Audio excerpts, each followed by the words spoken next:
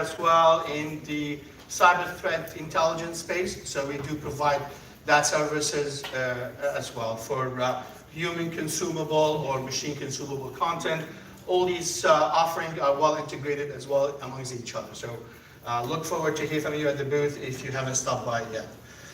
But for today, before we dive into cyberspace, I want us to kind of go to the realm of reality and start putting all of us ahead as a firefighters.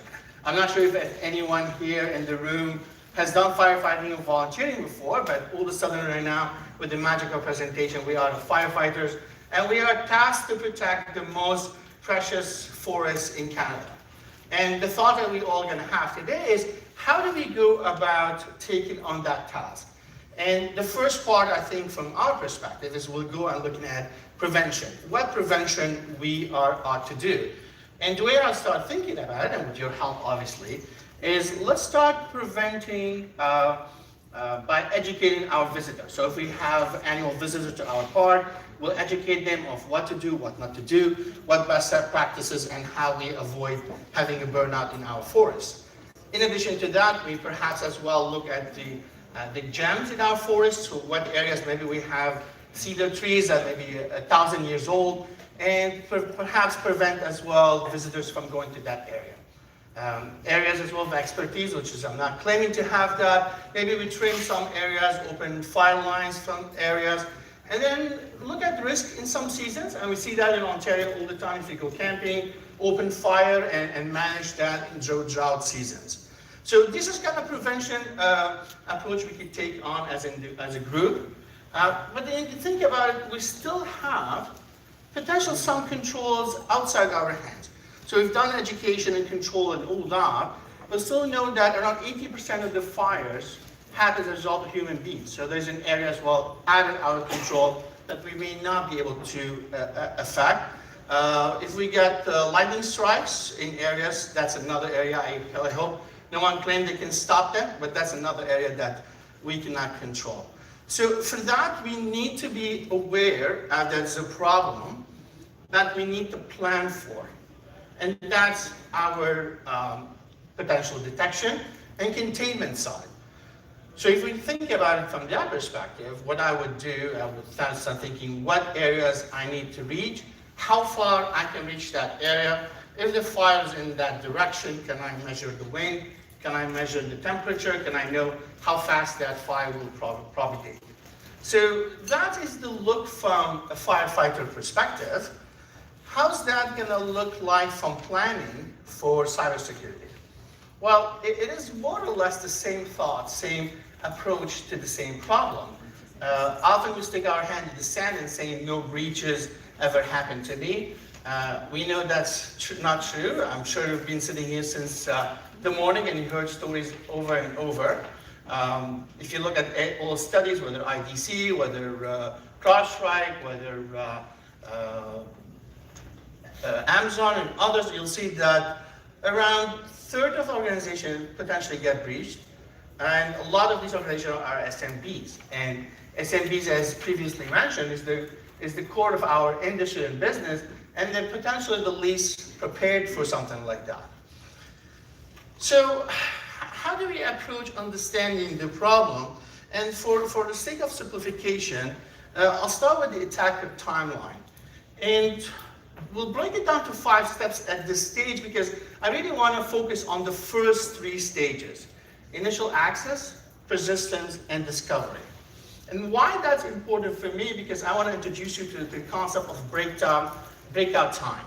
So breakout time is being measured by our organization as around 2 hours, and 1 hour and 58 minutes. Why that is important to you? Because up to that stage, up to that point, the fire, it's still potentially contained at lower cost. So you still have an asset that might be breached, but then the effort to contain it is way below if that's gone to lateral movement and the attacker has reached their objective. So we have now establishing that time, we know that this is the race to the time to go and say, in that hour and 58 minutes, I need to go and detect, understand the attack, contain, and irrigate. So if I can do that all in one shot, that is perfect. But then as we established earlier, sometime as first responders, we need to deal with situation that has been ongoing. And then I know now the target as an individual, what do I need to go against? So forcing forward here, I'm looking at this look at the attack chain. And this is, by the way, MITRE attack phrases. Is anyone familiar with MITRE attack? Showing hands? Yeah. So this is a way, if you want to think of, for those that doesn't know more about MITRE, it's a standardization of the language of what part of the attack you are at. So if you standardize those tactics, we all speak the same language, whether through a machine or through an analyst. If I'm going to tell you this is at the execution level or at the persistence level, you know it's at third stage. No matter what machine tool or software you're using, is all speaking the same language. And that's what MITRE is trying to standardize. But what we established earlier, that we have an hour, 58 minutes. So as a practitioner, I'm going to try to detect in 1 minute. I'm trying to investigate and understand in 10 minutes. And I'm trying to respond in 60 minutes. Because I love YouTube, and I'm going to use 47 minutes to continue watching my video. So to beat 1 hour, 58 minutes, I'm going to try to do it all in less than that, and then use the rest to go back to my daily job. Well, sure enough, that is not the reality that we have today. Typically when I do this presentation in a smaller room, I ask people on security practice, what kind of time do you use for those components? What time do you take to detect, to understand, and to respond? And believe it or not, it aligns to what you see here. By the way, these are not minutes. These are hours.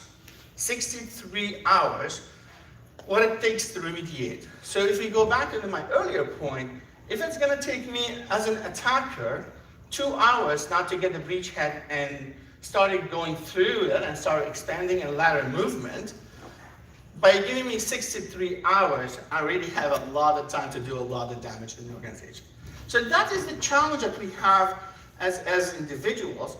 And the question is, how do we go about addressing that? And I'm happy that I'll share with you some thoughts, some strategy, and I hope this afternoon and the morning was not all doom and gloom. So the question is then, if you want to think about it, how long it takes you to detect. And the concept here that we're trying to understand is, what is really giving us the challenge of detection? Because if we go back and we all put back that firefighter's hat on, from firefighting perspective, all you're doing is you're applying sensors, you're having maybe drones flying, you maybe have radars running and all that, and you're trying to detect those smokes or those heat signals. Same concept applies to us, that the challenge always continue to be the same. The first one is, I would say, lack of visibility.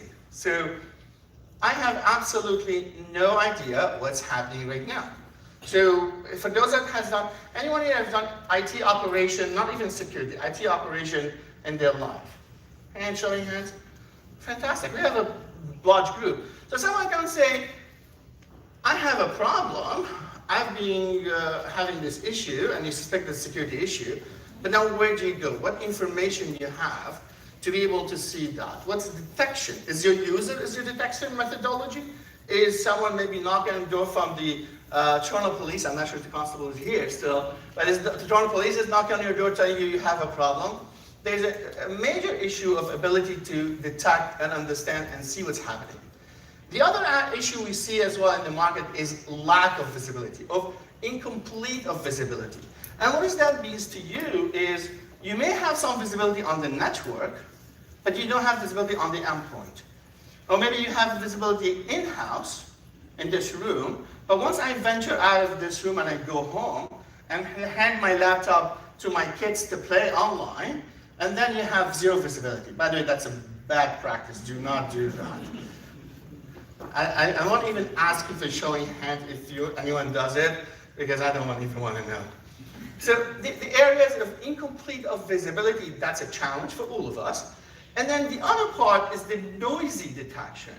So too much of detection, what do we do when we have too much of information coming our way? start ignoring them, right? Start saying, get this out of my way, it is impeding me of doing my job, or that haystack is actually growing so much, and I cannot even go through it, I cannot catch up to it. I'm still looking at yesterday's data while I'm actually getting more data for today. And finally, ineffective prioritization. Like at the end of the day, if detection is taking place, where is my priority? And in the future speech, I hope I have a chance to address you again. We'll talk about what attackers do in real life. And part of what they do, what's interesting, is they can do a lot of decoy attacks. So they'll go hammer this area and let you busy with it while they're trying to exfiltrate or get to the right-hand side. So that ineffective prioritization is where is it actually I need to respond to and what I need to be paying attention to right now. So these are my challenges in terms of my detection. Now, how do I improve that? How do I address this issue? Well, first, let's understand where do we lack visibility. And there's a lot of things you could do to understand that. One, unfortunately, could be in a breach that you have, that you've gone through an exercise of understanding where's the lack of visibility you have. Some, it could be in going through an exercise in-house, whether through yourself or through professionals, to understand where visibilities are missing. Am I seeing DNS calls coming on my network to a known bad actor? But then what endpoint, what process, what triggered that process, and all that information, do I have that visibility? The other part is, how do I go through this haystack and make sense out of it so as an analyst, I can actually pay attention to something substantial and important? Do I use behavior analytics? Do I use machine learning? Do I use enriched intelligence? What other tools I use to aid me in terms of looking at these events and saying, you know what, this is worth noting, this is worth me looking at. And then ultimately, it goes back to prioritization of understanding what is your priority and what is important to you. And then I've already talked about MITRE ATT&CK, but I really want to go back and emphasize on it, because MITRE, what they've done, a decent job, and I like what they've done in standardization. Nobody's perfect, but yet they've done a decent job of creating 11 tactics that you can set your head on it. Underneath each tactics, there is techniques. So overall, you maybe have 100 of tactics and techniques combination. But if I walk in a SOC as a first responder, and I say, oh, this is at a privilege escalation level, and this is a technique that they're using, I know exactly what I'm dealing with. So when I do prioritization, am I going to respond to that, or if I'm seeing exfiltration coming out of my organization? I understand if you look at exfiltration, it's the end of the tactics. So by that time, the attacker actually gone in, got everywhere, looked around, picked a cherry-picked everything, and now start sending the data they care about. So that is perhaps a more priority for me, unless that is the pictures of our last events that there's no value to it, or maybe there's my music collection that they're exfiltrating that I could care less for. So that's the prioritization of understanding what the asset is and what stage of the attack you are dealing with. Now, that is the detection method, and now we come into the understanding part. And to me, it's even scarier part, or even more complex stage of what you're dealing with. So I'll give you an example. You're standing in here, and you're the firefighter again. I'm sorry, I'm switching you back and forth. And you're seeing a huff of smoke coming up. Is that the time when you call the planes and send the big trucks and do all that? That's definitely not the case, because first you need to understand if that is a cloud you're having, is a misty day that you're dealing with. So to be able to ask the right questions, understand where that object is there any heat there, and just going through that troubleshooting of understanding. And for those of us that actually dealt with that before, it is one of the hardest things, because in one hand, you need to know what question to ask in order first to start your understanding of the situation, right? If you don't know what question to ask, where to look, to what and where, it is hard for you to start now wrapping your head around it. And then remember, you are racing against time. And the first challenge we all see, and we talked about across the board, is the lack of skill set. So for those that here for looking for jobs in the security space, It is definitely a good place to be, and if you're planning to do that, you're the right place to do it, because there is that lack of skills. Now, the other challenge is, even if I have the skill, if I'm knowledgeable, if I do not have the right tool in hand in order to do my job and understand more what's happening, I am that professional that knows how to do it, but yet I'm blinded. I'm maybe an airline pilot that's being asked to fly fully blinded and land at Pearson. So it is definitely as well, my skill set's not going to be able to save me here. Just a question, the mic is up and down. Are you folks in the back able to hear me? Okay, perfect. So we talked about the skill, the visibility gap, and then the other part is the slow access to data. And what I say about that is sometimes we say, you know what, yeah, we have an incident, understand it and go get the data. Man, oh man, these drives me nuts. And I'll tell you why. Okay, I'm telling you already, I'm going against 10 minutes to understand what's happening. Now, that laptop that I need to understand it is sitting here in, like say, in Thunder Bay. And I'm trying to figure out how I can access that laptop, how I'm going to extract data of it, and how long it's going to take me to do that. And it's 11 p.m. on Saturday night. So what probability I will have as a responder to get that? It is very hard. And that's even the tools that I have, maybe I have log collectors and all that, often they are not as sufficient of showing me information. And that's one of the challenges that you see organizations now start becoming more looking at collecting forensic tool constantly from the endpoints or servers, and be able to put it in a central data lake that we can search against it at all time. So how do I fix this problem? Well, from skill shortage perspective, there is a lot of opportunity to train my staff. There's training that's done through the industry, conferences like this perhaps. Some vendors do have their training programs, so there's a lot of training ability to train your staff. Now, another story of HR trying to retain these trained individuals, but that's the story to a different day. The other thought is fill the gaps of data and attaining the data on time. So again, I'm with data specialist here, and we all appreciate that when you need the data, you need the data to be accessible to you and in time and be enriched in a way that makes sense to you, right? So we need to understand that this problem of this data, the data has to be in a way that I can make sense out of it by asking the right questions, and I need it to be available to me on time. If I'm gonna wait for this data for 5-6 hours, you know what I'm dealing with. I'm really flying blind here. Now, the last part of it, the remediation. Now, I know there's a fire. I understand what caused the fire. Now, how do I go about fighting that fire? And what we've seen in the industry is, due to lack of tools, we use the sledgehammer approach. We're gonna say, well, you know, that section of the network, isolate it. Or take those servers and take them offline, re-image them all, and you're done.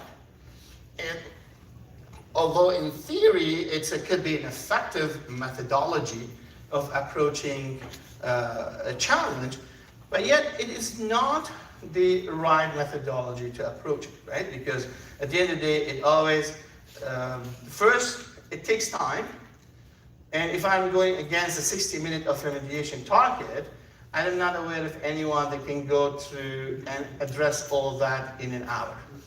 The other part as well, the challenge we see is that you are a first responder, and then maybe these assets are owned by line of business, owned by the network team, by other teams inside the organization, or partners and others, and you need to go figure out a way to communicate and get that information to you. So how do we go about as well addressing this remediation part?